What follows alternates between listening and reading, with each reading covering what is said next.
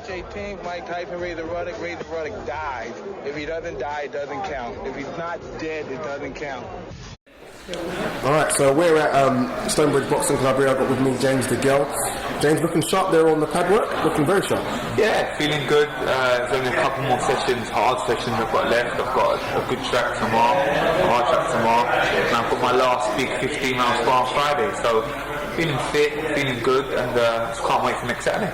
Yeah, looking at obviously your last performance, Gonzalez, way back now in May. That was what career best performance. Do you think this will be your hardest fight, Paraban?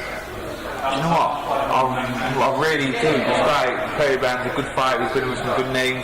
Boxed the WBC world title against Beaker. Only lost by 3 or 4 rounds against him. There weren't much in it.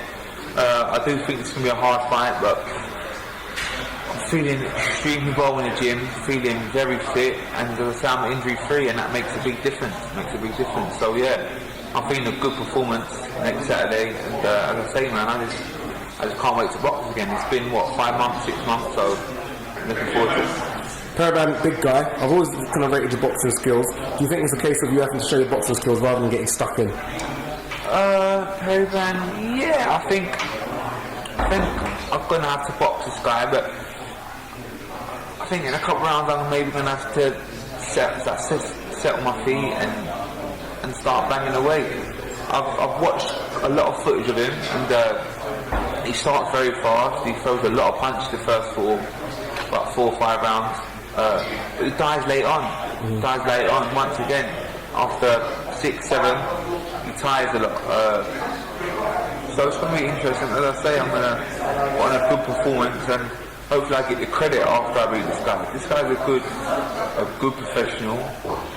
I say he's got a good level, and hopefully after I beat him and done a proper job on him, start getting a bit more credit. It feels like after my last performance, the guy was unbeaten, a good American, people talking about him, and I knocked him out, and people weren't really giving me credit. It's unbelievable, saying I'm not good enough to get in with Froch, and I know my stripes. It's unbelievable. It's crazy. How am I meant to prove myself if no one wants to fight me? So yeah, it's a bit of a difficult one, it's a bit of a hard one, but as I say, very bad next Saturday. I'm looking forward to it. Another good win, obviously, and a good performance. You mentioned Carl Froch there, and has an individual and has a team. Have you kind of now put in your mind that fight is not going to happen with Carl? To be honest, I don't really want to fight him. I don't want him because I beat him, and to be honest, I want him to retire off that Wembley show. That Wembley show was unbelievable. And I'd rather him retire off that. I don't want him to fight me and lose and then have to retire, getting beaten off flash little Olympic gold medalist that thinks he's a bollocks. I'd rather him retire now and just show, man, he's done well, he earned a lot of money, he's earned his due, man, he's done extremely well in boxing, so just let him do his thing. As I say, I'm not chasing Carl Froch, I'm chasing my dream, and that's to win a world title.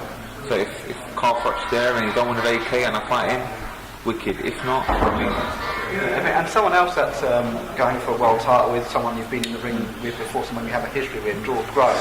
You two on ringside the other night, no love lost. Is that a potential fight we can see again next year? 100%. And I say, I'm in boxing for the big fights, the big stages, so if that fight can be made, if both of us got a world title, can you imagine that? 2 of us won world titles and unifying titles, that would be something, but we just have to see how it goes. But listen, I'd love that fight, and I think the British public would like to see that as well. And we'll be having a few words with George on the night. You're both going to be in action in Liverpool in a couple of weeks. Well, no, me and George don't speak to each other. I say I'm a bigger man than I was 4 years ago since I boxed him. I've matured a lot, and I see him.